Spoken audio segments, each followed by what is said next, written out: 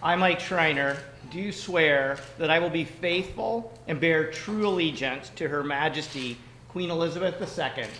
So help me God. Would you please print, sign, and date the roll?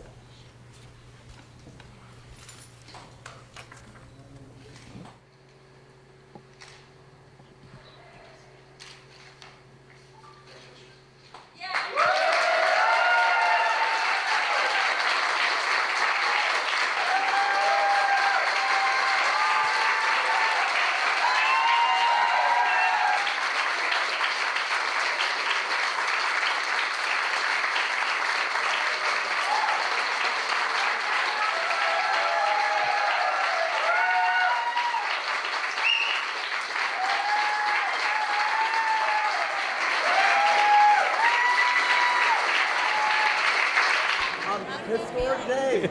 You know, What does it mean for Ontario? I think it felt great. It feels great for Guelph to make history and be a leader as Guelph usually is. And I'm just looking forward to making a big difference and doing politics differently at Queen's Park and, being a good constituency representative, but also serving all people in Ontario. You've been trying to get this spot for many, many years. And it's been a little bit of an uphill battle, but incrementally, you did it. What does that feel like, and when you look back at that? Well, anything that's worth doing is not easy, and you have to work hard for it. And so the kind of change we want to bring to Queen's Park, we know is going to take a lot of hard work, but as you can see, I've got an amazing team behind me. Doug Ford is meeting with Justin Trudeau this morning or this afternoon. I'm sure cap and trade will come up. What are your thoughts on cap and trade, his pledge to kill it, and do you think he can? Well, I think the Premier is being reckless in eliminating carbon pricing without having an alternative plan in place.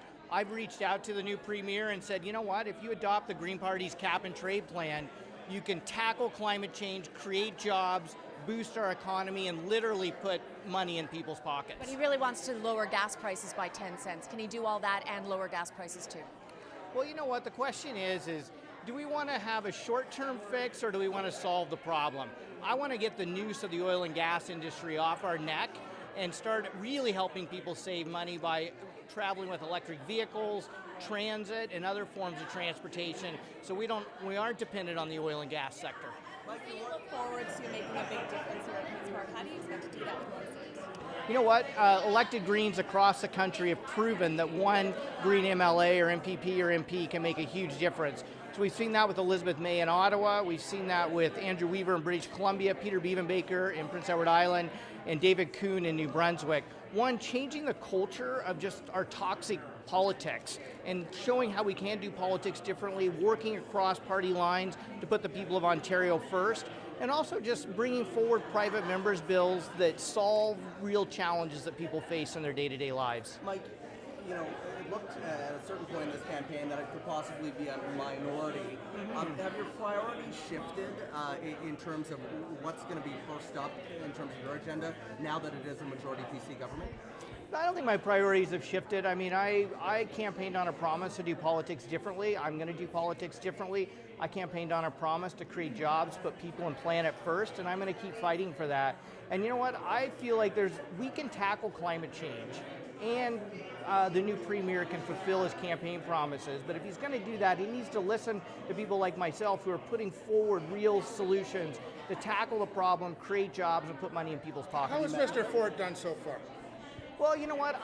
I'm disappointed that he has attacked the environment and really sort of dismantled our climate change policies without putting any alternatives in place. It's one thing to say we'd move away from cap and trade. I haven't been a huge fan of cap and trade, but moving away from that has to be done in a responsible way, and there has to be an alternative plan in place because we're facing a crisis, and to deny that crisis exists is irresponsible and reckless. How do you expect communications to go with Doug Ford? Have you spoken with him, and do you think it'll be difficult to get conversations? Well, you know what? I've sent letters to the new Premier suggesting that we meet and that we figure out ways to work together. I mean, we haven't had an opportunity to meet yet, but in fairness to the Premier, I mean, he's had to put together a cabinet and form government, and so I'm hoping now that the legislature will sit next week and we'll have an opportunity to meet, and I can put forward some of the ideas and solutions that we think will work for people in Ontario. Can you be a... At this point, unanswered, yes, but that's okay. Like I'm confident that in the coming weeks we'll have the opportunity to meet. Can you be a powerful party of one? Absolutely can be a powerful party one. I think I've already shown that. Even prior to having a seat in the legislature, I led the charge, for example, on getting big money out of politics, which was a significant piece of legislation that passed in 2016. So just watch what I can do now that I am an MPP.